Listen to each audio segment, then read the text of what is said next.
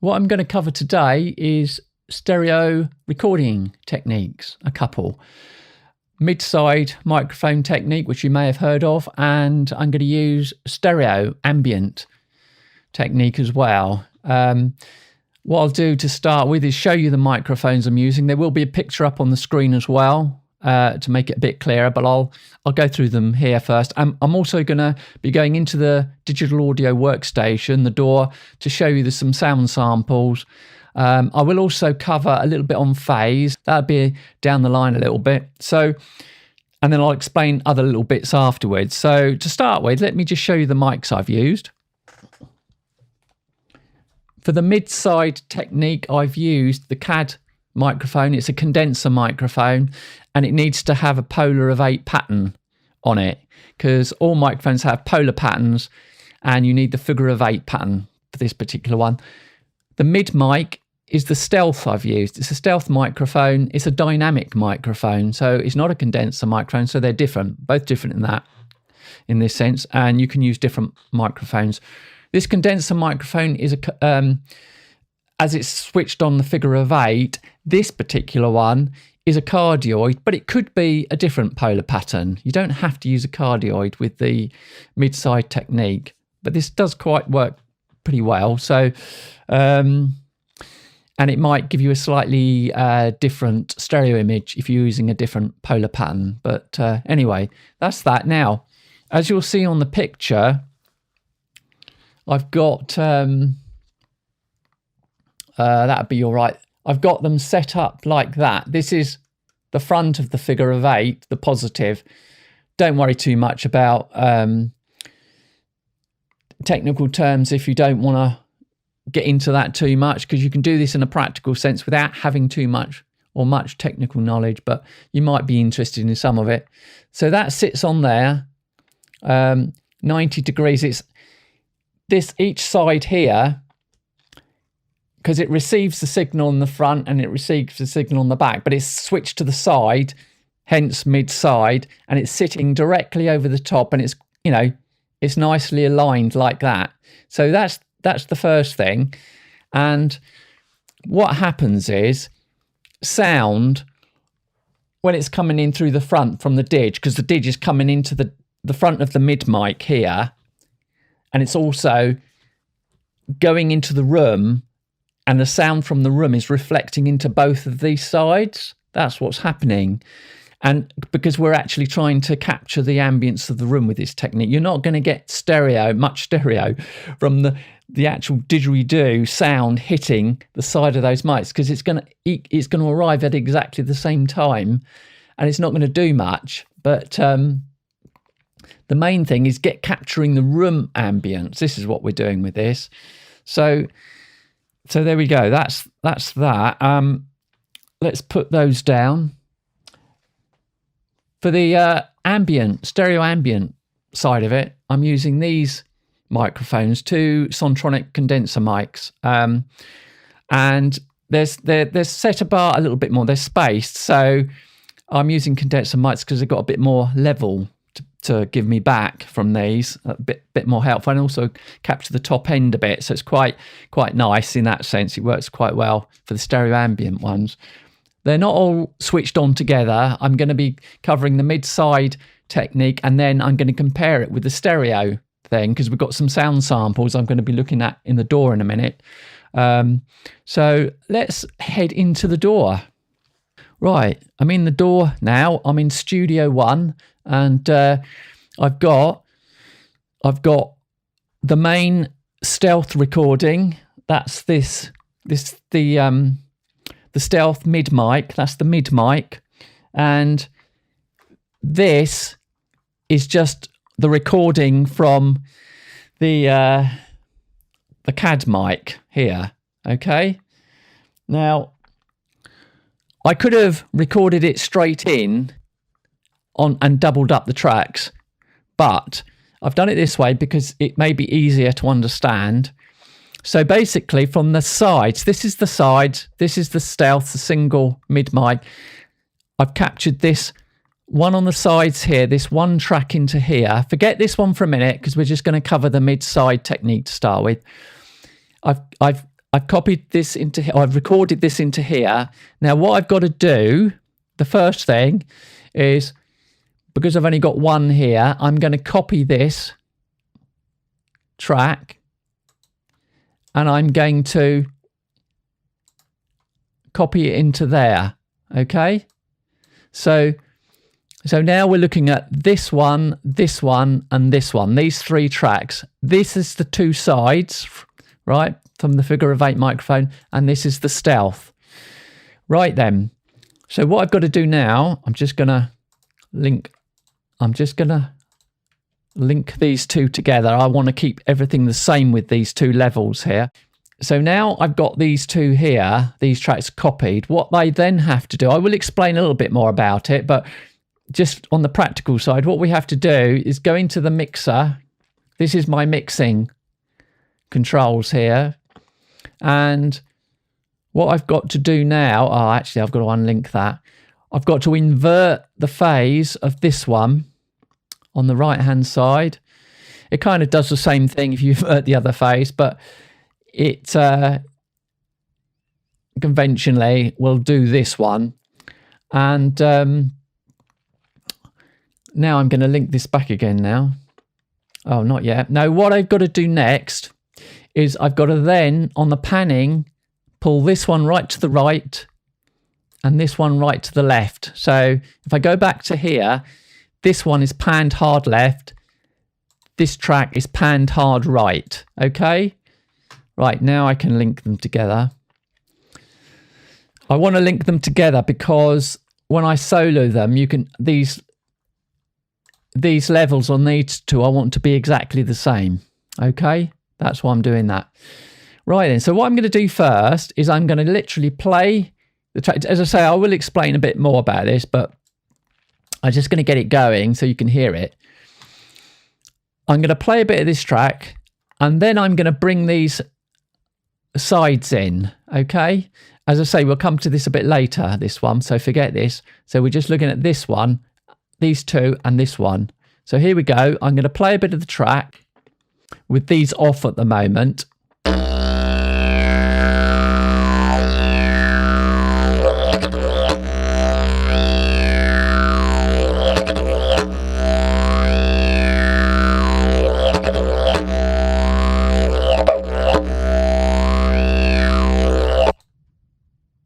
Right, so that's the solo.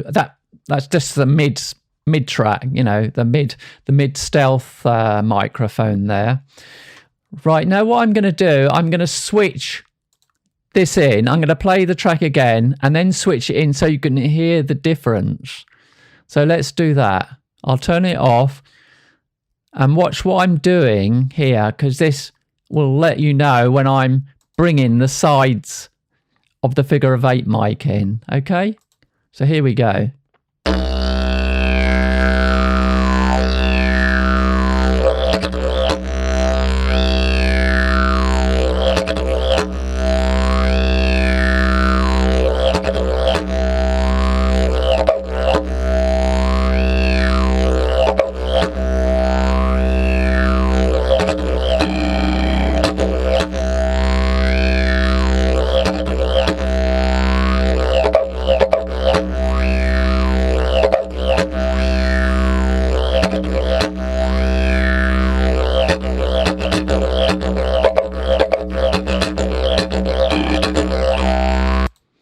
Right, that's the basis for these two being switched in here. Now what I'm also going to do is I wanted you to hear it coming in rather than me just pushing the fader up and bringing it in slowly.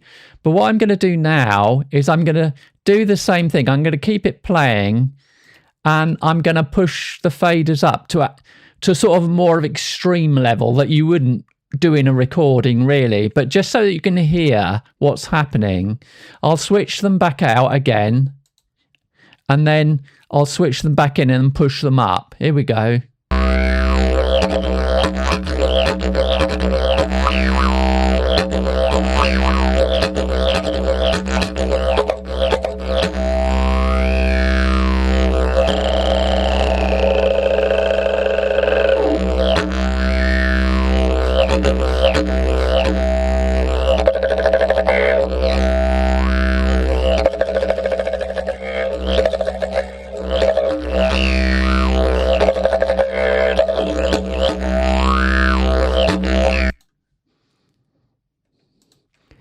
Right.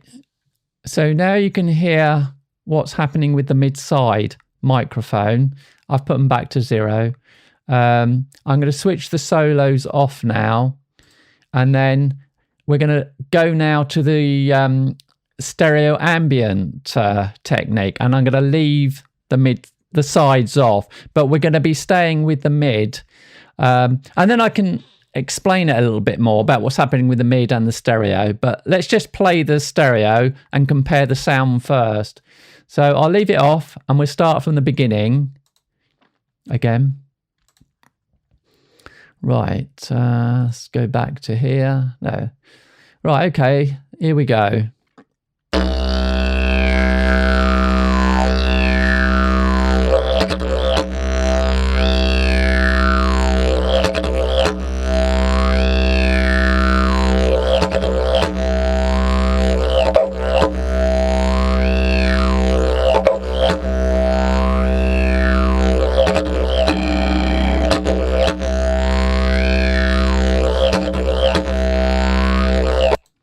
Right, I'm going to do the same thing as before. I'm going to put the level up a bit more. We'll start where we are actually. So I'll leave it off and then I'll bring it back in, and then I'm going to push the level back up so you can hear it in more extreme way. Again, you wouldn't use it extreme. Well, you could do if you wanted more effects, but you know, I'd use it in a more subtle way. Here we go.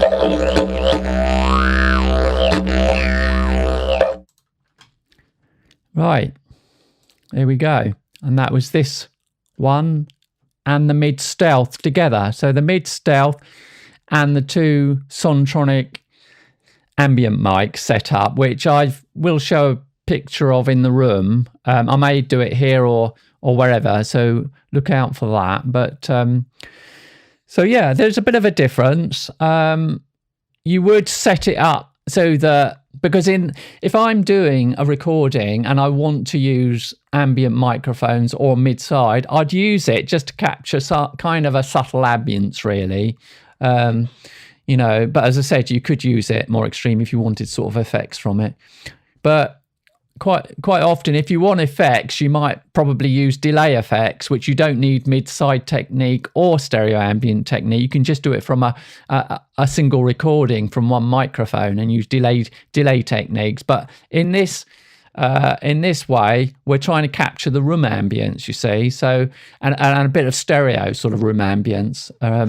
So yeah, I think that what I'm going to do now is I'll go to explain a little bit about phase, because what I've done here, as you see, I flipped this polarity switch here.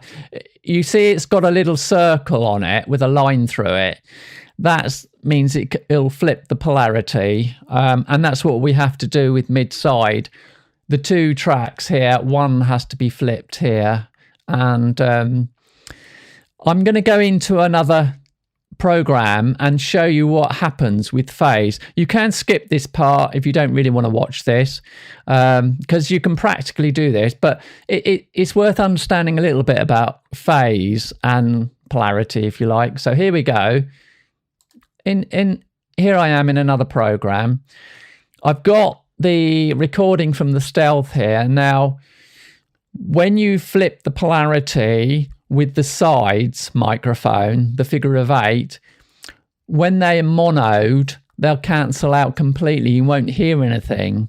But for the example here, I'm going to use the stealth mic, because the same thing will happen. Basically, I can still explain it with this particular recording. So let's go with let's start off. I'll show you what I'm doing here.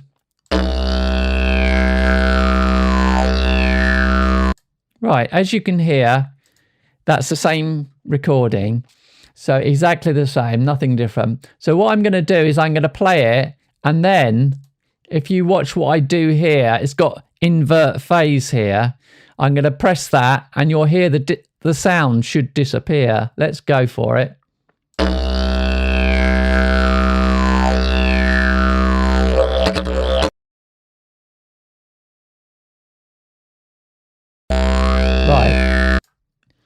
Right, I've just stopped that. So that's the inversion of they call it inverted phase here. But in the DAW, it's like you flip the polarity, and it turns the waveform upside down. So basically, I'll show you what I did there, and I'll also show you what phasing is, or what happens with a phasey signal, to give you some idea of what we're talking about. Let's go there. Let's bring that up. Right, you can see these two waveforms. So this is a duplicate down here of this, right? So this could be a stereo waveform, but it's the same copy to here. And I'm just going to demonstrate and show you. Let's bring that over a little bit there. Right, so this is aligned up. Now, if I move this to say there, I've shifted the phase. I haven't flipped the polarity. I've just shifted the phase. Now I'm going to go back.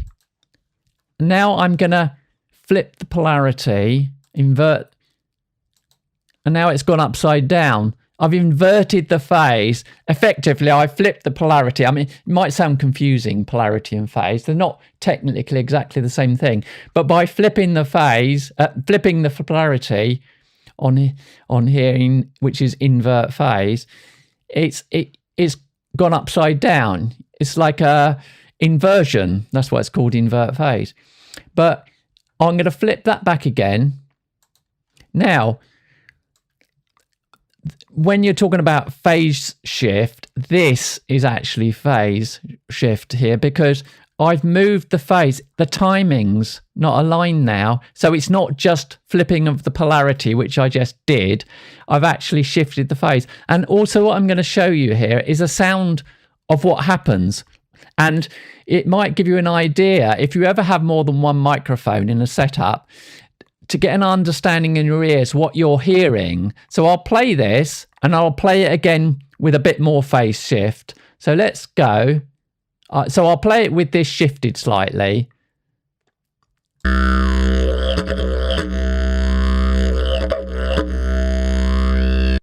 I'll stop it there. As you can see, it's still shifted along. I'm going to shift it a little bit more and do the same thing. Right. I've got even more of a phase shift now. So let's try that.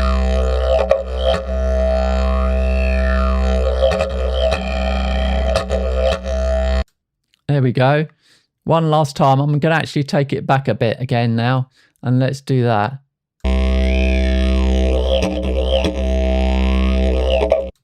Because I've got the waveform open so wide, you won't see exactly what's going on, but you don't need to worry about that.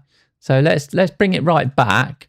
So that's basically what happens when you flip the polarity. The wave goes upside down basically on one side, and then it cancels out completely on a mono system. If you're playing it through a mono system, the sound will disappear, as you heard. And that's why mid-side technique works quite well, because if it's played through a mono device, then the mid microphone, in this case the stealth, it's still got a strong signal to it and it's not going to affect it. So even if the sides cancel out completely and you can't hear any of the sides from the figure of 8 microphone in stereo, it's mono-compatible, if that makes sense. So that's the thing. I'm going to go back now to this door, and the other thing to note is when you're changing the levels, when I'm changing the levels up and down on the faders, they need to be identical, because otherwise if you mismatch the levels, let's just say you push this one up more than that one, then it won't actually it won't cancel out in a mono sense. You know, there'll be a bit of a signal. So it's worth keeping these all aligned and, you know, make sure these 2 tracks are linked when you're pushing them up and down kind of thing. But, so yeah, the other thing, if you look here, the stealth microphone, I push this signal right up here and I've got these levels here to start with, and then I can play around with the faders, you know. But you'll notice that this is much lower level than this. And also this, which we're going to also talk about, is a much lower level as well. So this is mono-compatible. But what about this one, the stereo ambient microphones? So because this is such a low level, you may have heard of the 3 to 1 rule, where you place a microphone 3 times away from the source, say the Didge, in distance from the other mic that's, you know, much closer to the Didge, so let's just say, and that will avoid phase issues. And the reason for that is because the level difference, you know, once you drop this level right down, once you've got 3 times the distance, the level in decibels is dropped right down, hasn't it? You know, it'll be down 9 to 10 dB or something like that. So this is a much lower level and it won't be any phase issues with this. Unless you brought this right up to a higher level, then yeah, they're going to interact with this mid microphone. So you don't have to worry about phase issues. You might even like the phase issues if you're creating some sort of effects with it or something, but you don't need to worry about that. You know, it'll work fine because it's such a low level. So yeah, keep in mind the main thing. I think I've finished in the door now, and we go back to the main camera. I think let's do that. So with mid-side, as I say, it's mono-compatible. You haven't got to worry about it. You shouldn't have any issues. With the stereo ambient technique using these 2 these 2 Sontronic mics, again, it's not going to be an issue. You'll note, because of the level difference, that it's much lower than the main mid mic stealth microphone. Now, with the mid mics, you can see where they're set up. It's quite straightforward. With these, I've set it up in my room. I will put a picture up, hopefully now. And I've got it set up in not in the most ideal position, because my room is quite small widthways. It's quite compact with the gear I've got in here. So I've had to put this, I think I put this one on the one right speaker, and I put this one on a microphone stand because I had space for that. But if you've got a bigger room, you've got much more capability of capturing better stereo. I don't have that luxury in here. So I had to capture it the best way I could. And I also had it facing, these stereo mics, facing the wall, so that the sound is actually rebounding off the wall and into the microphone, because I found that worked best. You know, I didn't spend a huge amount of time, but I played around with it a little bit just for this tutorial, really. And I did have them pointing down towards the Didge, and I had them up on the acoustic material up on the sides there with the stand this side, you know. I tried it in different positions, and in the end, I just found the best position was one microphone on the speaker, the other one was on the stand facing the wall, the didge hitting the surface, hitting the wall and rebounding back into the stereo mics. Now you can experiment and place them where you want, really. Just keep one thing in mind: the further and further away you use the ambient mics, these, or whatever mics you use, because you can use whatever mics you have if you do have more than one mic like that, then they do really need to be, they're ideally to be matched in a way, these ones. And also you're going to have to, if you space them back further and further away from the sound source, the didgeridoo, you're going to have to push the gain up on your interface if they're going further and further back, and you might get a bit of noise. So be aware of that. So, if you can have them a bit, not too far away, so you can capture the ambience without capturing too much noise. And also one other thing you can do, because this isn't, as I said, did I mention it, that you can use delay effects to create stereo with just one microphone. You don't need stereo mics or mid-side, but because what we're doing here is we're actually trying to capture the room, so that's why we've got these, that's why we're using techniques. We're not using the delay technique. But you could always add a bit of reverb if you wanted to, just kind of add a little bit to the sound if you want to. And that's both on the mid microphone, in my case, the Stealth, or the Sontronics. I could add a little bit of reverb, depending on what your room's saying. If your room's not that big, you might want to add a little bit. You could even add a bit of reverb to the sides if you want to. When it collapses in mono, there might be a little bit of sound left, but it won't affect the recording of the mid mic, so it'll still work even if you do that, if that makes sense. One last thing, I'll just try and do one last clarification on polarity and phase. When you go into your DAW and you flip that polarity switch with the circle with a line through it, as you could see, it flips the waveform upside down. And when I was in my Wavelab program, phase is actually it's to do with the time alignment. That's really what phase is. And what I was trying to show you there was, if you've ever used, in your DAW, you might, in a plugin, you might see something called a phaser.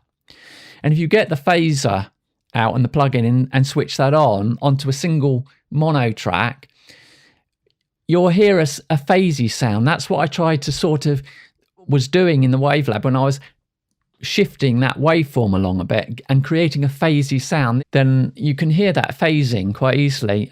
One other thing I should mention is that I might just use one good quality microphone and go with that. And often, if you've got your stereo image and you've got different stuff going on in the stereo image, then I've got the didge centered. So keep that in mind, why you might want to have the ambience or why you might not want to have the ambience if you've got more stuff going on in the side, the stereo imaging, whether you've got clapsticks or whatever. You might have more instruments, it might be more complex. But so that's the other thing, is to keep in mind what you're trying to create in the stereo image overall. And in this case, as I say, it's subtle. So, but anyway, I think that'll do for today. Give it a go. Let me know how you get on if you try it. And obviously, it depends on what microphones you've got. You're going to need at least 2, but 3 for the other one. And be interesting to hear and just practice. Experiment and one very last thing. It's ideal to be conversant with how to use one microphone before you start getting into stereo mics, because if you haven't learned to use one mic, and the positioning techniques are really important, distance, the positioning and distancing and angles, it depends how you're set up. But in my room, as I've said before, I use a reflective surface, but you don't need that. It really depends on your room. That's room dependent why I use that here. So don't think, oh, I've got to use that. On all my past recordings, I haven't used it. So, but in this room, this small room, it's quite low MIDI. Even with the acoustic treatment, I'm trying to get some reflection off the surface to bring the balance back. That's all I'm doing. So yeah. Anyway, I think I better leave it there. And good luck with it. Have some fun. That's the main thing.